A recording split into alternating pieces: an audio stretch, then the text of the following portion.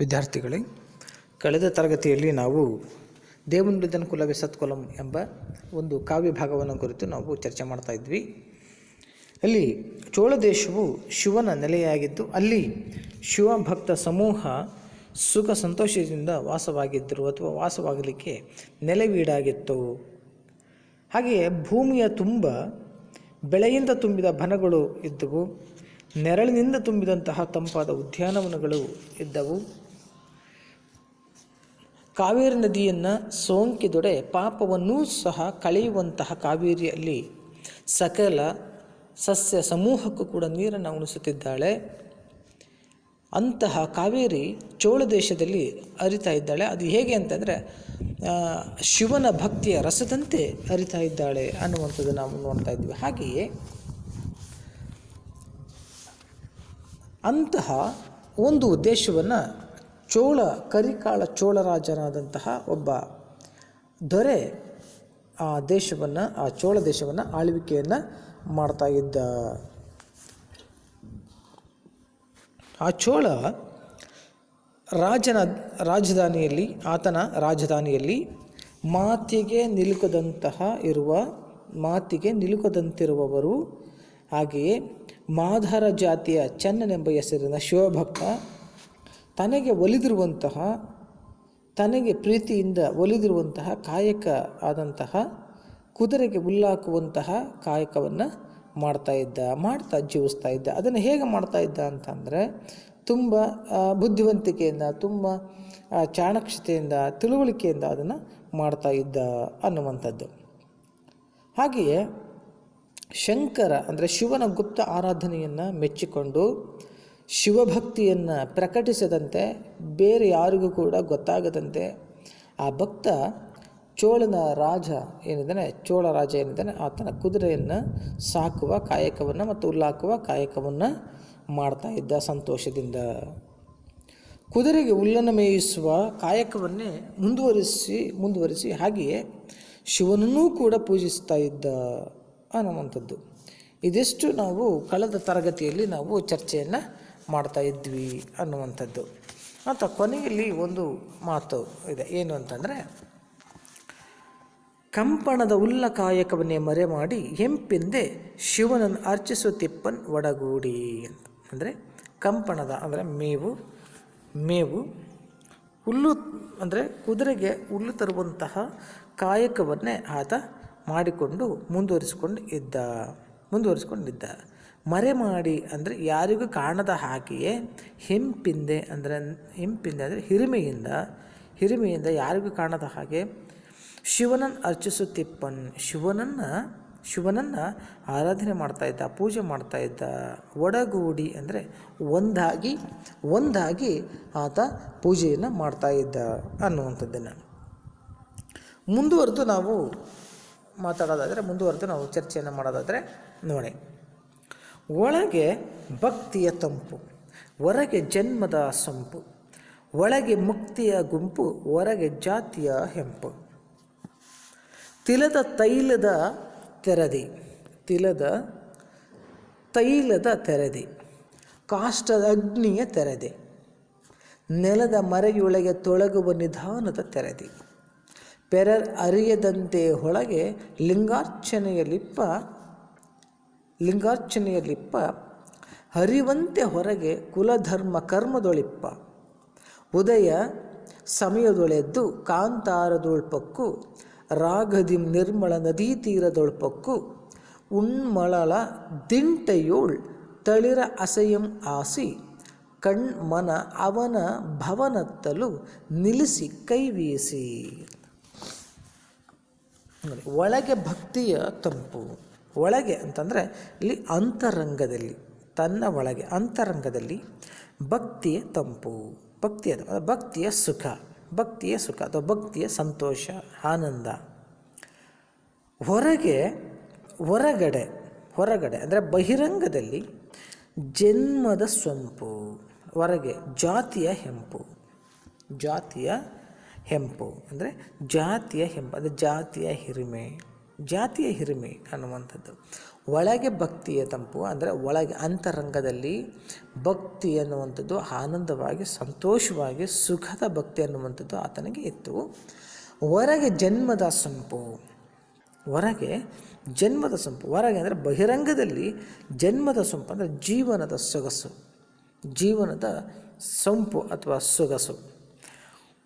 ಒಳಗೆ ಮುಕ್ತಿಯ ಗುಂಪು, ಒಳಗೆ ಮುಕ್ತಿಯ ಗುಂಪು, ಒಳಗೆ ಅಂದರೆ ಅಂತರಂಗದಲ್ಲಿ ಮುಕ್ತಿಯ ಅಂದರೆ ಮೋಕ್ಷದ ಗುಂಪು, ಮೋಕ್ಷದ ಗುಂಪು ಅಥವಾ ಆಳದಲ್ಲಿ, ಅವನ ಆಳದಲ್ಲಿ ಏನಿತ್ತು ಅಂತಂದರೆ ಮೋಕ್ಷವನ್ನು ಕಾಣಬೇಕು ಅನ್ನುವಂತಹ ಒಂದು ಮೋಕ್ಷದ ಒಂದು ಆಲೋಚನೆ ಇತ್ತು ಆತನಲ್ಲಿ. ಜಾತಿಯ ಹೊರಗೆ ಜಾತಿಯ ಹೆಂಪು ನೋಡಿ, ಹೊರಗೆ ಮತ್ತು ಬಹಿರಂಗದಲ್ಲಿ ಜಾತಿಯ ಹೆಂಪು. ಜಾತಿಯ ಹೆಂಪು ಅಂದರೆ ಜಾತಿಯ ಹಿರಿಮೆ ಅಂತ, ಜಾತಿಯ ಪೆಂಪು ಅಥವಾ ಹೆಂಪು, ಜಾತಿಯ ಹಿರಿಮೆ ಅನ್ನುವಂಥದ್ದು ಆತನಲ್ಲಿ ಮನೆ ಮಾಡಿತ್ತು ಅನ್ನುವಂಥ. ಅಂದರೆ ಒಳಗೆ ಭಕ್ತಿ ಎಂಬುದು ತಂಪು ನೀಡಿದರೆ ಹೊರಗೆ ಜನ್ಮದ ಸಂಪು ಆತನಲ್ಲಿ ಇತ್ತು, ಜನ್ಮದ ಸೊಂಪು. ಒಳಗೆ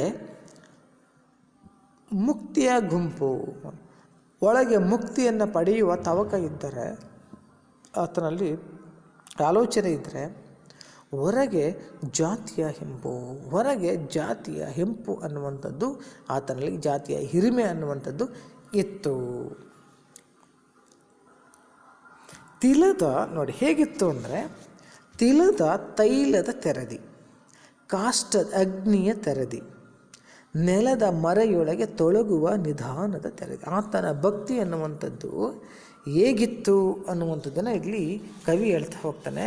ಹೇಗಿತ್ತಂದರೆ ತಿಲದ ತೈಲದ ತೆರದಿ, ತಿಲದ ತೈಲದ ಎಳ್ಳು, ತಿಲ ಅಂತಂದರೆ ಎಳ್ಳು, ಎಳ್ಳಿನಲ್ಲಿರುವ ತೈಲ ಅಂದರೆ ಎಣ್ಣೆ, ಎಳ್ಳಿನಲ್ಲಿರುವ ಎಣ್ಣೆಯ ರೂಪದಲ್ಲಿ ಎಳ್ಳಿನಲ್ಲಿ ಹೇಗೆ ಎಣ್ಣೆ ಕಾಣದಂತೆ ಹುದುಗಿರುತ್ತೋ ಹಾಗೆ ಆತನ ಭಕ್ತಿ ಅನ್ನುವಂಥದ್ದು ಎಳ್ಳಿನೊಳಗಿನ ಎಣ್ಣೆಯಂತೆ ಇತ್ತು, ಎಣ್ಣೆಯಂತೆ ಇತ್ತು.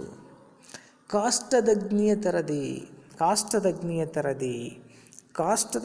ತೆರದಿ, ಮರದಲ್ಲಿರುವ ಕಾಷ್ಟ ಅಂತಂದರೆ ಕಟ್ಟಿಗೆ, ಆ ಕಟ್ಟಿಗೆಯಲ್ಲಿರುವ ಬೆಂಕಿಯ ರೂಪದಂತೆ ಆತನ ಭಕ್ತಿ ಅನ್ನುವಂಥದ್ದು ಇತ್ತು. ಅಥವಾ ಆ ಮರದಲ್ಲಿರುವ ಆ ಕಟ್ಟಿಗೆಯಲ್ಲಿ ಬೆಂಕಿ ಹೇಗೆ ಅಡಗಿರುತ್ತೋ ಹಾಗೆಯೇ ಆತನ ಭಕ್ತಿ ಎನ್ನುವಂಥದ್ದು ಕೂಡ ಆತನೊಳಗಡೆ ಕಾಣದಂತೆ ಅಡಗಿತ್ತು. ಅಂದರೆ ಎಳ್ಳಿನೊಳಗಿನ ಎಣ್ಣೆಯಂತೆ, ಕಟ್ಟಿಗೆಯೊಳಗಿನ ಬೆಂಕಿಯಂತೆ ಆತನ ಭಕ್ತಿ ಅನ್ನುವಂಥದ್ದು ಇತ್ತು. ಅದನ್ನೇ ಕವಿಯಲ್ಲಿ ಹೇಳ್ತಾ ಇದ್ದಾನೆ. ತಿಲದ ತೈಲದ ತೆರದಿ, ಕಾಷ್ಟದ ಅಗ್ನಿಯ ತೆರದಿ, ನೆಲದ ಮರೆಯೊಳಗೆ ತೊಳಗುವ ನಿಧಾನದ ತೆರದಿ. ನೆಲದ ಮರೆಯೊಳಗೆ ತೊಳಗುವ ನೋಡಿ, ನೆಲದ ಮರೆಯೊಳಗೆ ಅಂದರೆ ನೆಲದ ಮರೆಯಲ್ಲಿ ಅಥವಾ ಕಾಣದಂತೆ ಇರುವ, ತೊಳಗುವ ಅಂದರೆ ಒಳೆಯುವ ಮರೆಯಲ್ಲಿ ಅಂದರೆ ನೆಲದ ಮರೆಯಲ್ಲಿ, ನೆಲದ ಒಳಗಡೆ ಅಡಗಿ ಒಳೆಯುವಂತಹ, ಬೆಳಗುವಂತಹ ನಿಧಾನದ ತೆರದಿ, ನಿಕ್ಷೇಪ ಒಂದು ಸಂಪತ್ತಿನಂತೆ ಭೂಮಿಯೊಳಗಡೆ ಸಂಪತ್ತಿರುತ್ತೆ, ಆದರೆ ಗೊತ್ತಾಗೋದಿಲ್ಲ. ಅದು ನೆಲದ ಒಳಗಡೆ ತನ್ನನ್ನು ಪ್ರಕಾಶಿಸುವಂತೆ ಅದು ಬೆಳಗ್ತಾ ಇರುತ್ತೆ, ತಾನು ಅಡಗಿರುತ್ತೆ. ಹಾಗೆಯೇ ನೆಲದ ಒಳಗೆ ಹೇಗೆ ಸಂಪತ್ತು ಅಡಗಿರುತ್ತೋ ಹಾಗೆ ಈ ಚನ್ನನ ಗುಪ್ತ ಭಕ್ತಿ ಎನ್ನುವಂಥದ್ದು ಕೂಡ ಕಾಣದ ಹಾಗೆ ಅಡಗಿತ್ತು. ಹೇಗೆ ನೆಲದ ಮರೆಯೊಳಗೆ ತೊಳಗುವಂತಹ ಅಂದರೆ ಒಳೆಯುವಂತಹ ನಿಧಾನ ಅಂತಂದರೆ ಸಂಪತ್ತು, ಇಲ್ಲಿ ತೆರದಿ ರೀತಿ ನಿಧಾನದ ತೆರದಿ, ನಿಕ್ಷೇಪದಂತೆ ಅಂದರೆ ಗುಪ್ತವಾದ ನಿಧಿಯಂತೆ, ಇನ್ನೊಂದು ಅರ್ಥ ಗುಪ್ತವಾದ ನಿಧಿಯಂತೆ ಅಡಗಿತ್ತು.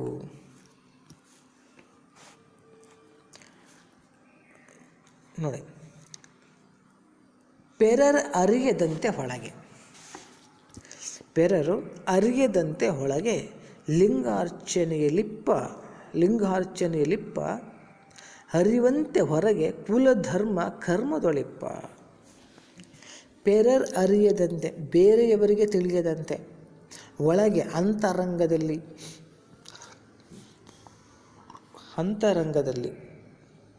ಲಿಂಗಾರ್ಚನೆ ಲಿಪ್ಪ, ಲಿಂಗ ಆರಾಧನೆಯಲ್ಲಿ ಇರುತ್ತಿದ್ದ. ಅರಿವಂತೆ ಅಂದರೆ ಎಲ್ಲರಿಗೂ ತಿಳಿಯುವಂತೆ. ಹೊರಗೆ ತಿಳಿಯುವಂತೆ, ಹೊರಗೆ ಅಂದರೆ ಹೊರಗಡೆ ಅಥವಾ ಬಹಿರಂಗದಲ್ಲಿ ಕುಲಧರ್ಮ ಕರ್ಮದೊಳಿಪ್ಪ ಅಂದರೆ ಕುಲಧರ್ಮಕ್ಕೆ ಅನುಗುಣವಾದ ಕಾಯಕದಲ್ಲಿ ಇರ್ತಾ ಇದ್ದ. ಕುಲಧರ್ಮಕ್ಕೆ ಅನುಗುಣವಾದಂತಹ ಕಾಯಕದಲ್ಲಿ ಆತ ಇರುತ್ತಿದ್ದ ಅನ್ನೋ ಏನು.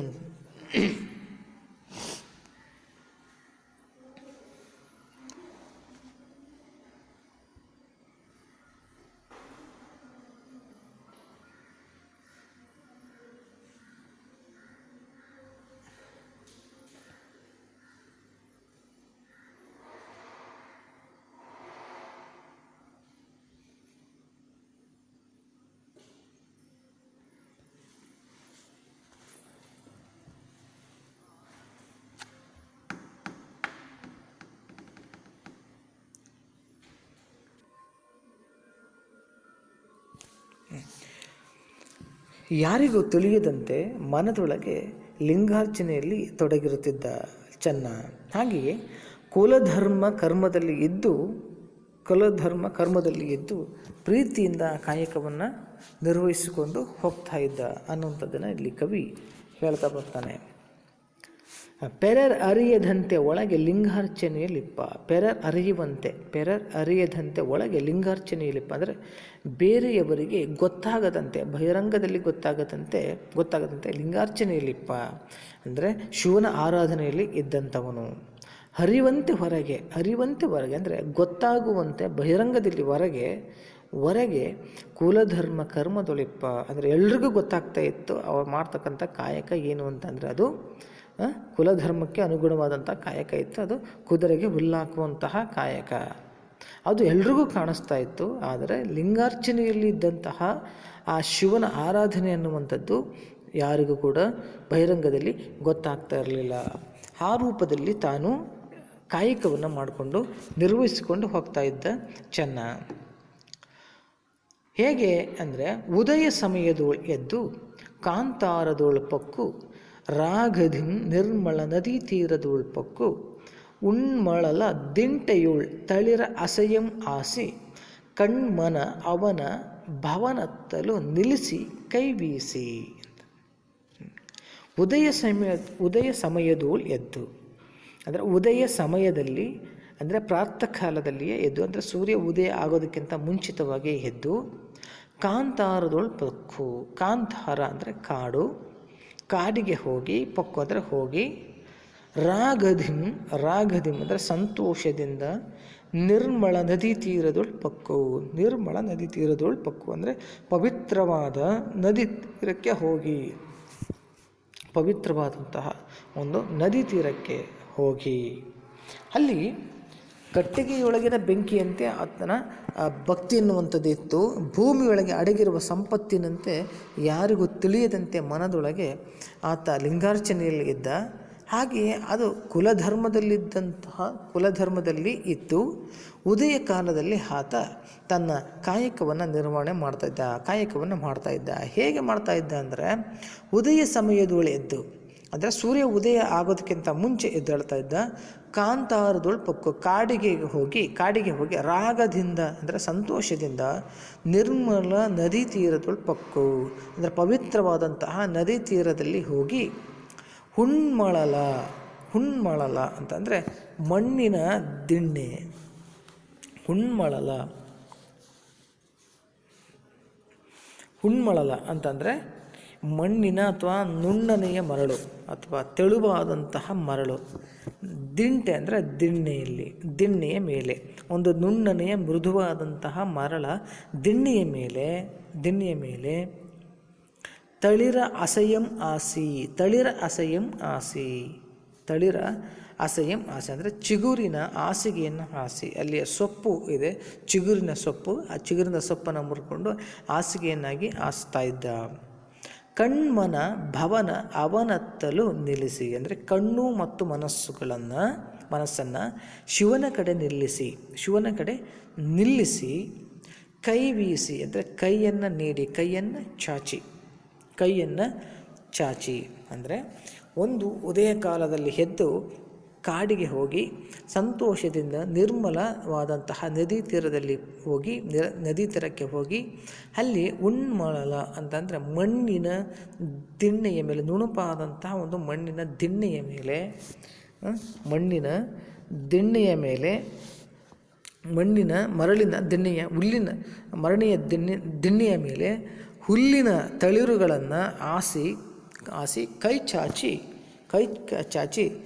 ತನ್ನ ಕಣ್ಣು ಮತ್ತು ಮನಸ್ಸುಗಳನ್ನು ಶಿವನಡೆಗೆ ಕೊಂಡೊಯ್ತಾ ಇದ್ದ, ಶಿವನಡೆಗೆ ನಿಲ್ಲಿಸ್ತಾ ಇದ್ದ ಕೈ ಚಾಚಿ ಹೀಗೆ ಆತ ನಿತ್ಯ ಕಾಯಕವನ್ನು ಮಾಡ್ತಾ ಇದ್ದ. ಹೇಗೆ ಮುಂದುವರೆದು ನೋಡಿ.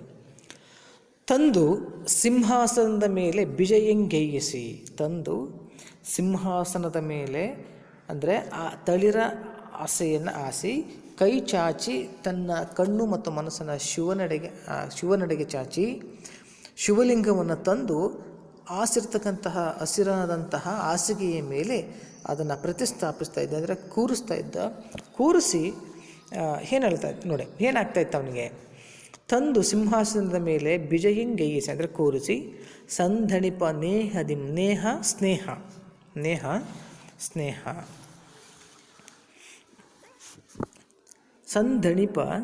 ಸಂಧಣಿಪ ನೇಹದಿಂ ಪೂರೈಸಿ ಆರೈಸಿ ಪರಿಮಳದ ತಿರುಳಿನಿಪ ಮಲ್ಲಿಗೆಗಳಿಂ ಹರವರಿಯ ಕಂಪಿಡುವ ಸಂಪಿಗೆ ಅರಳುಗಳಿಂ ಮರುಗ ಧವನಂ ಪಚ್ಚೆ ಪಡ್ಡಳಿಯ ಪೂಗಳಿಂ ಸುರವನ್ನೇ ಚಂಗಣಿಗೆಲೆಯ ಪೂಗಳಿಂ ಸಂಘಟಿಸಿ ಸಿಂಗರಿಸಿ ಒಂಗಿ ಹೊರಹೇರುತಂ ಲಿಂಗ ಪೂಜೆಗಳೊಳಗೆ ಮನವಿಟ್ಟು ಮಿರುತಂ ಬಂದು ತೃಣಜಾಲಮಂ ಕೊಯ್ದು ಎತ್ತಿನೋಳ್ ಹೇರಿ ಸಂದ ಪುಳಕಂಗಳಂ ತನ್ನ ಮೈಯೋಳ್ ಹೇರಿ ಅಂದರೆ ಇಲ್ಲಿ ಕವಿ ಏನು ಹೇಳ್ತಾ ಇದ್ದಾನೆ ಅಂತಂದರೆ, ಆತ ಹಸಿರು ಹಾಸಿಗೆಯನ್ನು ಒಂದು ಸಿಂಹಾಸನದ ರೂಪದಲ್ಲಿ ಹಸಿರು ಹಾಸಿಗೆಯನ್ನು ಹಾಸಿ ಅದರ ಮೇಲೆ ಶಿವಲಿಂಗವನ್ನು ಕೂರಿಸ್ತಾ ಇದ್ದ ತಂದು, ನಂತರದಲ್ಲಿ ಸ್ನೇಹದಿಂದ ಹೂವಿನ ಹಾರವನ್ನು ಪೂರೈಸಿ ಅಂದರೆ ಹಾಕಿ ಪರಿಮಳದ ತಿರುಳು ಅಂತ ಅನ್ನಿಸುವಂತಹ ಮಲ್ಲಿಗೆಗಳನ್ನು, ಕಂಪನ್ನು ಹರಿಸುತ್ತಿರುವಂತಹ ಸಂಪಿಗೆಗಳನ್ನು, ಮರುಗ ದವನ ಪಚ್ಚೆ ಪಡ್ಡಳಿ ಅಂದರೆ ಕೆಂಪು ಜಾಜಿ ಪಡ್ಡಳಿ ಹೂಗಳಿಂದ ಆತನ ಸಿಂಗರಿಸಿ ಸಂತೋಷದಿಂದ ಆತ ಏನಾಗ್ತಾಯಿದೆ ಅಂದರೆ ಹುಬ್ಬಿ ಹೋಗ್ತಾ ಇದ್ದ. ಲಿಂಗ ಪೂಜೆಯಲ್ಲಿಯೇ ಮನಸ್ಸಿಟ್ಟು ನಡೆಸಿದಂಥವನು ಚೆನ್ನ. ಹಾಗಾಗಿ ಹುಲ್ಲಿನ ರಾಶಿಯನ್ನು ಕೊಯ್ದು ಎತ್ತಿನ ಮೇಲೆ ಹೇರಿಕೊಂಡು ಆತ ಏನು ಮಾಡ್ತಾಯಿದ್ದ ಅಂತಂದರೆ ತರ್ತಾ ಇದ್ದ. ಇದರಿಂದ ತನ್ನ ಮೈಯೊಳಗೆ ಸಂತೋಷ, ಪುಳಕ ಅವೆಲ್ಲವೂ ಕೂಡ ಒಳಗಾಗ್ತಾ ಇದ್ದ ಅನ್ನುವಂಥದ್ದು ನೋಡಿ.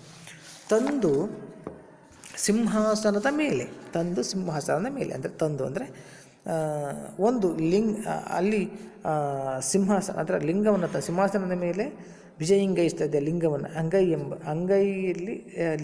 ಅಂಗೈಯಲ್ಲಿರ್ತಕ್ಕಂಥ ಲಿಂಗವನ್ನು ಅಲ್ಲಿ ತಂದು ಇರಿಸಿ ಅದನ್ನು ಆರಾಧನೆ ಮಾಡಲಿಕ್ಕೆ ಪ್ರಾರಂಭ ಮಾಡ್ತಾ ಇದ್ದ. ಮೇಲೆ ನೋಡಿ, ಸಿಂಹಾಸನದ ಮೇಲೆ ಬಿಜಯಂಗೈಸಿ. ಯಾವ ಸಿಂಹಾಸನ ಇಲ್ಲಿ ಅಂದರೆ ಹಸಿರನ್ನು ಆಸಿರ್ತಕ್ಕಂಥ ಒಂದು ಸಿಂಹಾಸನ, ಅದರ ಮೇಲೆ ಬಿಜಯಂಗೈಸಿ ಅಂದರೆ ಪ್ರತಿಷ್ಠಾಪಿಸಿ. ಸಂಧಣಿಪ ಅಂದರೆ ಹೆಚ್ಚಾದಂತಹ ಹೆಚ್ಚಾದ ನೇಹದಿಂ ಅಂದರೆ ಸ್ನೇಹದಿಂದ ಪೂರೈಸಿ ಅಂದರೆ ಕೂಡಿಕೊಂಡು ಹೆಚ್ಚಾದ ಸ್ನೇಹದಿಂದ ಹೆಚ್ಚಾದಂತಹ ಪ್ರೀತಿಯಿಂದ ಕೂಡಿಕೊಂಡು ಆರೈಸಿ ಬಯಸಿ ಅಂಬಲಿಸಿ ಪರಿಮಳದ ತಿರುಳಿನಪ ಮಲ್ಲಿಗೆಗಳಿಂ ಸುವಾಸನೆಯನ್ನು ಬೀರ್ತಕ್ಕಂಥ ಪರಿಮಳದ ತಿರುಳೆನ್ನುವಂತಹ ಸುವಾಸನೆಯನ್ನು ಬೀರುವ ತಿರುಳು ಅಂದರೆ ಪರಿಮಳದ ತಿರುಳು ಅನ್ನುವಂತಹ ಅವುಗಳಿಂದ, ಹಾಗೆ ಮಲ್ಲಿಗೆಗಳಿಂ ಅಂದರೆ ಮಲ್ಲಿಗೆಯ ಹೂಗಳಿಂದ ಹರಹರಿಯ ಅಂದರೆ ಹೆಚ್ಚಾದ ಕಂಪನ್ನು ಸೂಸುವಂತಹ ಕಂಪನ್ನು ಸೂಸುವಂತಹ ಸಂಪಿಗೆ ಅರಳುಗಳಿಂದ ಸಂಪಿಗೆ ಹೂಗಳಿಂದ ಆರಾಧನೆಯನ್ನು ಮಾಡ್ತಾ ಇದ್ದ. ಹಾಗೆಯೇ ಸುರಗಿ ಮೊರುಗ ಧವನಂ ಪಚ್ಚೆ ಪಡ್ಡಳಿಯ ಪೂಗಳಿಂ. ಮೊರುಗ ಧವನ ಪಚ್ಚೆ ಪಡ್ಡಳಿ ಕಣಿಗೆಲೆಯ ಹೂಗಳಿಂದ ಆರಾಧನೆಯನ್ನು ಮಾಡ್ತಾ ಇದ್ದ. ಹಾಗೆಯೇ ಸುರವನ್ನೇ ಚಂಗಣಿಗೆಳೆಯ ಪೂಗಳಿಂ. ಈ ಸುರವನ್ನೇ ಚಂಗಣಿಗೆ ಈ ಹೂಗಳಿಂದ ಸಿಂಗರಿಸಿ ಆರಾಧನೆಯನ್ನು ಮಾಡ್ತಾ ಇದ್ದ. ಸಂಘಟಿಸಿ ಅಂತಂದರೆ ಗುಂಪಾಗಿ ಎಲ್ಲವನ್ನು ಸೇರಿಸಿ, ಸಿಂಗರಿಸಿ ಅಂದರೆ ಸಿಂಗಾರವನ್ನು ಮಾಡಿ ಅಥವಾ ಅಲಂಕರಿಸಿ, ಹೊಂಗಿ ಹೊರಹೇರುತಂ ಅಂದರೆ ಹುಬ್ಬಿ ಉತ್ಸಾಹಗೊಳ್ಳುತ್ತಾ. ಹೊಂಗಿ ಅಂತಂದರೆ ಹುಬ್ಬಿ ಅಂದರೆ ಉತ್ಸಾಹ ಹೆಚ್ಚಾಗಿ, ಹೊರಹೇರುತಂ ಉತ್ಸಾಹಗೊಳ್ಳುತ್ತಾ. ಲಿಂಗ ಪೂಜೆಗಳೊಳಗೆ ಅಂದರೆ ಲಿಂಗ ಪೂಜೆಗಳಲ್ಲಿ ಮನವಿಟ್ಟು ಮನಸ್ಸಿಟ್ಟು ಅತಿಯಾಗಿ ಆನಂದವನ್ನು ಅನುಭವಿಸುತ್ತಾ ಇವೆಲ್ಲವನ್ನು ಮಾಡ್ತಾ ಲಿಂಗ ಪೂಜೆಗಳೊಳಗೆ ಮನವಿಟ್ಟು ಲಿಂಗ ಪೂಜೆಯಲ್ಲಿ ಆತ ಮನಸ್ಸಿಟ್ಟು ಆರಾಧನೆಯನ್ನು ಮಾಡ್ತಾ ಇದ್ದ. ಹೀಗೆ ಮಾಡ್ತಾ ಹುಬ್ಬಿ ಹೋಗ್ತಾ ಇದ್ದ, ಸಂತೋಷದಿಂದ ಆನಂದದಿಂದ ಆತ ಹುಬ್ಬಿ ಹೋಗ್ತಾ ಇದ್ದ. ಬಂದು ತೃಣಜಾಲಮಂ ಕೊಯ್ದು ಎತ್ತಿನೋಳ್ ಏರಿ ಸಂದ ಪುಳಕಂಗಳಂ ತನ್ನ ಮೈಯೋಳ್ ಏರಿ. ಬಂದು ಅಂದರೆ ಅಲ್ಲಿಂದ ಪೂಜೆಯನ್ನು ಮುಗಿಸಿಕೊಂಡು ಬಂದು ತೃಣಜಾಲಮಂ ಅಂದರೆ ಹುಲ್ಲಿನ ಸಮೂಹವನ್ನು ಅಥವಾ ಹುಲ್ಲಿನ ಕೊಯ್ದಿಟ್ಟಿರ್ತಕ್ಕಂಥ ಹುಲ್ಲಿನ ಹೊರೆಯನ್ನು ಕೊಯ್ದು ಎತ್ತಿನೋಳ್ ಹೇರಿ ಅಂದರೆ ಬಸವನ ಮೇಲೆ ಅಥವಾ ಎತ್ತಿನ ಮೇಲೆ ಒಂದು ಬೂದು ಬಣ್ಣದ ಎತ್ತು, ಆ ಬೂದು ಬಣ್ಣದ ಎತ್ತಿನ ಮೇಲೆ ಹೊರೆಯನ್ನು ಹೇರಿ ಸಂದ ಪುಳಕಂಗಳಂ ತನ್ನ ಮೈಯೋಳ್ ಹೇರಿ ತನ್ನ ಮೈ ಮೇಲೆ ಹೇರಿ ಅಂತ. ಸಂದ ಪುಳಕಗಳು ಅಂದರೆ ಒದಗಿರುವಂತಹ ಪುಳಕಗಳು ತನ್ನ ಇಡೀ ಮೈಯಲ್ಲಿ ಹೋಗ್ತಾ ಇತ್ತು, ತುಂಬ ಪುಳಕಗೊಳ್ತಾ ಇದ್ದ ಅನ್ನುವಂಥದ್ದು. ಅಂದರೆ ಇದರ ಅರ್ಥ ಇಷ್ಟೇ, ಏನು ಅಂತಂದರೆ ಶಿವಲಿಂಗವನ್ನು ತಂದು ಸಿಂಹಾಸನದ ಮೇಲೆ ಆತ ಪ್ರತಿಷ್ಠಾಪಿಸ್ತಾ ಇದ್ದ. ನಂತರದಲ್ಲಿ ಆತ ಸ್ನೇಹದಿಂದ ಹೂವಿನ ಹಾರವನ್ನು ಹಾಕಿ ಪರಿಮಳದ ತಿರುಳು ಅನ್ನುವಂತಹ ಮಲ್ಲಿಗೆಗಳು, ಕಂಪನ್ನು ಹರಿಸುವಂತಹ ಸಂಪಿಗೆಗಳನ್ನು, ಮೊರುಗ ಧವನ ಪಚ್ಚೆ ಪಡ್ಡಳಿ ಹೂಗಳನ್ನು ಸಿಂಗರಿಸಿ ಸಂತೋಷದಿಂದ ಆತ ಏನು ಮಾಡ್ತಾ ಇದ್ದಾನೆ, ಹುಬ್ಬಿ ಹೋಗ್ತಾ ಇದ್ದ. ಹೀಗೆ ಲಿಂಗ ಪೂಜೆಯಲ್ಲಿ ಮನಸ್ಸಿಟ್ಟು ಮಾಡ್ತಾ ಇದ್ದಂತಹ ಆತ ಹುಲ್ಲಿನ ರಾಶಿಯನ್ನು ಕೊಯ್ದು ಎತ್ತಿನ ಮೇಲೆ ಹೇರಿಕೊಂಡು ತರ್ತಾ ಇದ್ದ. ಇದರಿಂದ ತನ್ನ ಮೈಯಲ್ಲಿ ಏನಾಗ್ತಾ ಇತ್ತು ಅಂದರೆ ಸಂತೋಷ, ಪುಳಕಗಳು ಉಂಟಾಗ್ತಾ ಇತ್ತು ಅನ್ನುವಂಥದ್ದು. ಹೀಗೆ ಅಂದರೆ ತನ್ನ ಕಾಯಕವನ್ನು ಮಾಡಿದಾಗ ನಮಗೆ ಸಂತೋಷ ಆಗಬೇಕು ಅನ್ನುವಂಥದ್ದು, ಸಂತೋಷ ಆಗುವ ಹಾಗೆ ನಮ್ಮ ಕಾಯಕಗಳನ್ನು ನಾವು ಮಾಡಬೇಕಾಗುತ್ತೆ ಅನ್ನುವಂತಹ ಅರ್ಥಗಳನ್ನು ಇಲ್ಲಿ ಕೊಡ್ತಾ ಇದೆ ಅನ್ನುವಂಥದ್ದು. ಮುಂದೆ ನೋಡಿ,